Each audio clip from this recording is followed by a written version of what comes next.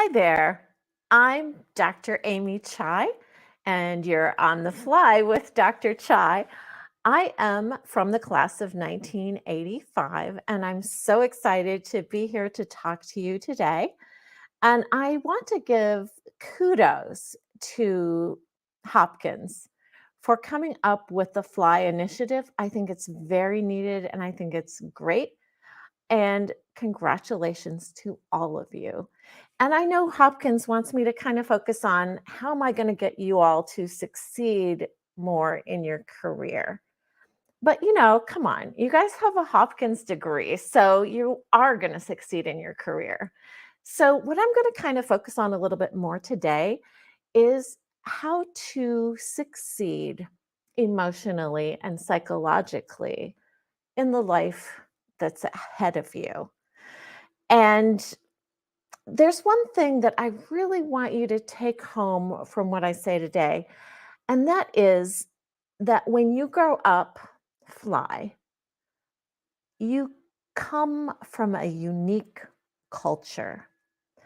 And as soon as you step on campus, you leave your old culture behind and you enter a new culture. And you don't really notice how important that is when you're on campus. But as soon as you leave campus to go out into the real world, you're going to find that you have entered a new world, a new culture where people are different than you were raised.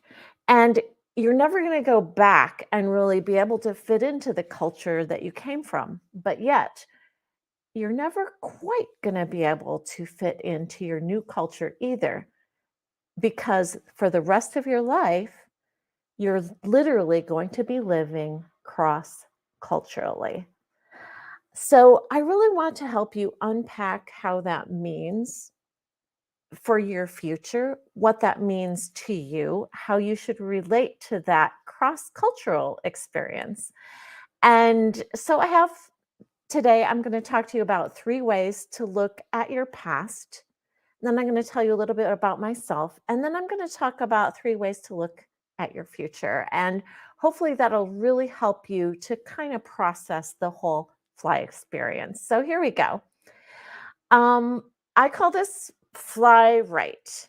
And what this means is how to look at your culture of origin and what it means to you to fly right. Many of you may have had what are called ACEs or adverse childhood experiences. I know that I did. And, there were some things that were difficult from you growing up.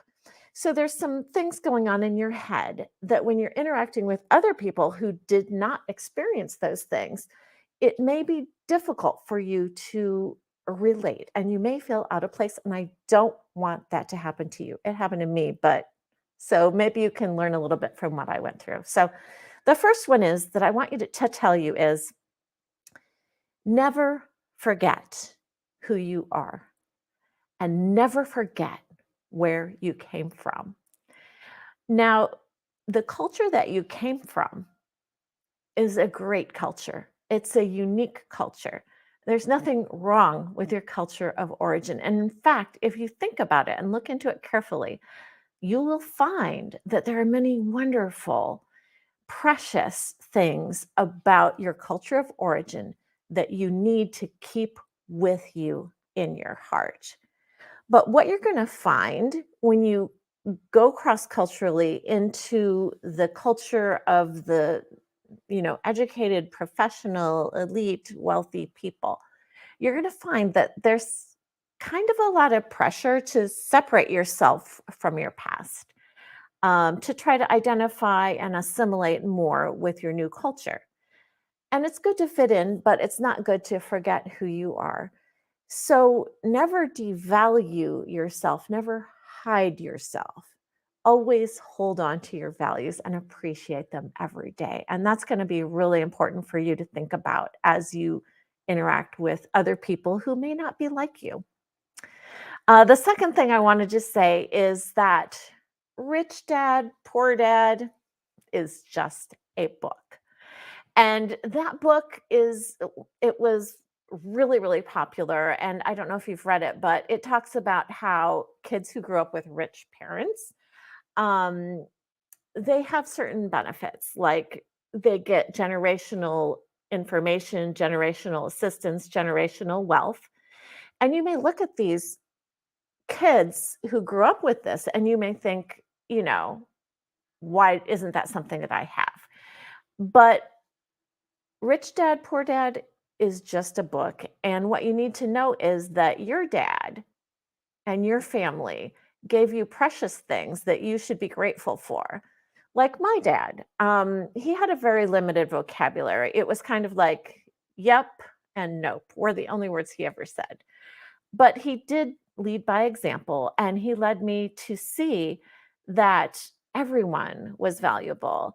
And no matter who he met on the road of life, he would literally give him the literal shirt off of his own back, even when he had nothing. So he taught me the value of other people and the value of self sacrifice. And so look to your past, to your values, to find those values that you can really appreciate and bring forward with you. The third thing that I am still working on, I have not yet perfected it, is learn to forgive people.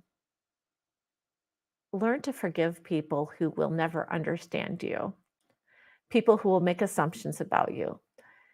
It You might kind of develop a little bit of a chip on your shoulder, and you may feel resentful if someone doesn't understand you or they misrepresent you in some way. Learn to forgive them. Um, Understand that they grew up in a culture that was different from yours. They have no way of knowing what your experience is. So forgive them when you feel as though you have been slighted, and you will at times feel that you've been slighted. So never forget who you are. Rich Dad, Poor Dad is just a book, and learn to forgive people who won't ever be able to understand you. So, next, I want to talk a little bit about my experience. Um, I am a limited income student. We didn't have FLI when I was coming up in 1981. That was when I matriculated, long time ago. And the first place I remember living was an empty room in an abandoned building, and we didn't have a toilet, we didn't have a refrigerator, we didn't have a telephone, we didn't have a bathtub. I had to use the restroom outdoors, in the grass. And, we had to, like, walk to the store every day and beg the store owner for a quart of milk and tell them we would pay him on Saturday, and then we'd go home and we'd drink the whole quart of milk with some bread, and that was our food. Eventually, my parents built a house, and when I say built a house, I mean they built it themselves with hammers and nails, and it was a small house. And for a couple of years, we could not afford a front door, so we nailed up a blanket for 2 years for a front door. It was very different, um, and it was a hoarding house.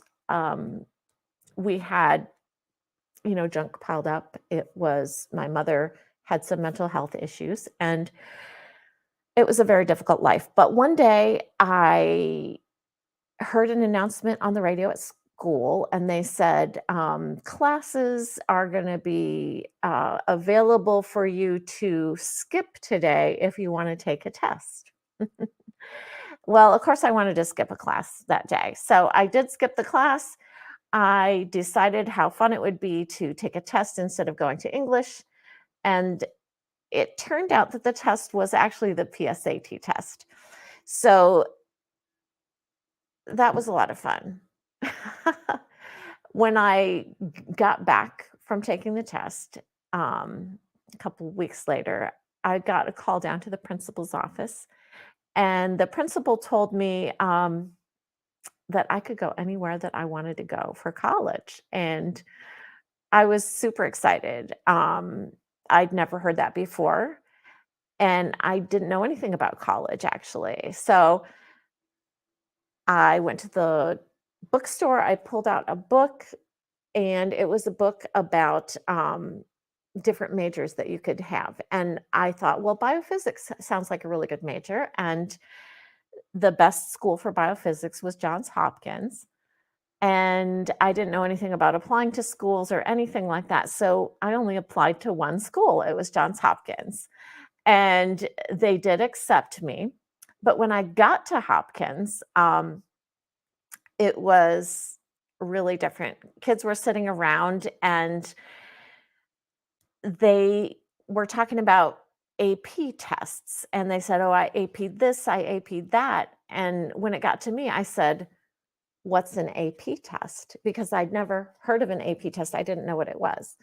And then they were talking about Chaucer and parts of speech and triple integrals and things like that. I had zero, zero idea what they were talking about. The first day I went to class, I went to intro chem, yay. And I realized that I didn't understand anything that Professor Grider was writing on the blackboards. Nothing. I understood nothing, nothing. And I went like this. I was like to the guy next to me, his name was Suneeth. I said, well, what is that thing on the blackboard that kind of looks like a long S? And he just looked at me and said, oh, Amy, don't worry. It's just the math. He's just, deriving the Schrodinger equation. And I was like, oh, he's just deriving the Schrodinger equation. Okay. What's the Schrodinger equation? I had no idea. And I couldn't afford the books. I didn't know how to study. I couldn't afford food. Everyone thought that I was anorexic because I never ate anything, but that was because I couldn't afford food. And they were like, are you sure you're okay, Amy? It's like, you really don't need to be on a diet all the time. But I didn't want to tell them, the truth. I didn't tell them the truth. So it was interesting. But eventually, I ended up applying to medical school because my boyfriend, the traditional Hopkins proposal is not, will you marry me? But it's, will you go to medical school with me? And so I was like, okay, I'll go to medical school. I had no idea, just none. Okay. So here I am. I'm a doctor. Um, I went to do internal medicine at University of Michigan. I did a fellowship in academic medicine at University of Virginia. I did a master's degree in epidemiology. I also did a fellowship in addiction medicine. I did a lot of medical stuff. It's really fun. I took some time off of medicine to do some homeschooling for my kids in high school because I'm not that good with little kids, but I'm good with big kids.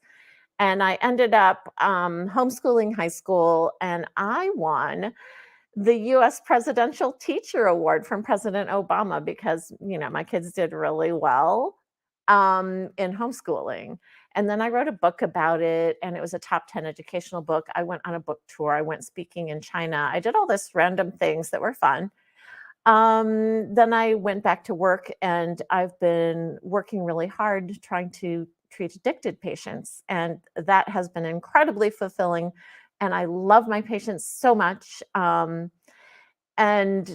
I saw so many of them were on the school to prison pipeline, and I wanted to put a stop to it. So I decided to run for Congress, and I did run for Congress as an independent. Um, this fall, I didn't win because independents never win. But I was very hoping to stop the school to prison pipeline and to help mental health and stop addiction and all of those things. I have a lot of great ideas, but maybe you all can make that happen for me. So, the three things I want to tell you about the future, remember, we talked about the past. I want to talk about the future, fly free. So, in the future, I just want you to think about the first thing is clarify your values. Um, what are your values? Don't change your values for someone else. Your values are something that you're going to base your life on, and don't compromise your values. So, what you value in life, um, for me, I really valued service and helping others. That was incredibly important to me. My faith was a big value, my family is a big value. And those are the things that I put first. You need to put your own values first, or you won't be happy in life. So, clarify your values, put your values first. Okay. The second thing is that you're smarter than most people. Let's be honest. Okay. Because you're a fly, you might have something called imposter syndrome, which is where you're like, oh, do I really fit in? Am I really a good doctor? Am I really good at what I'm doing? The answer is yes. Yes, you are, because you're smarter than most people. So, no need to fear the imposter syndrome. You will succeed at whatever you set your mind to doing. And the third thing I want you to remember is that your fly experiences are really your superpower because you understand what other people go through. The experience of living cross culturally with other people who are different from yourself is incredibly valuable. It gives you a much broader mind, it gives you a much more open mind, and it gives you the ability to see through the information bubbles and the issues that other people may have. And you can really apply that as you relate to your patients or as you get involved in politics. Whatever you do, that fly experience from your culture of origin is going to be your superpower. So never forget it and never forget who you are. And the last little thing I want to leave you with is find a life partner who gets it and shares your values. That's so, so important. And I just want to give a shout out to my fellow class of 1985, my favorite Blue Jay, and his name is Toby Chai. There's him on the young picture and old picture. Well, not okay, old. Oh, old picture, young picture, old picture. And now he's the chairman of urology department up at Boston University, and he's also a editor of a number of journals and does a lot of academic things and has done a lot of research. So I really appreciate Toby Chai, and we're both classmates, 1985. So I just wanted to say thank you so much to Hopkins for having this Fly initiative. And I wanted to say good luck and God bless you all. Have a wonderful career. You have your whole lives ahead of you. And I know that it's going to be awesome. So, bye. And it was great talking to you.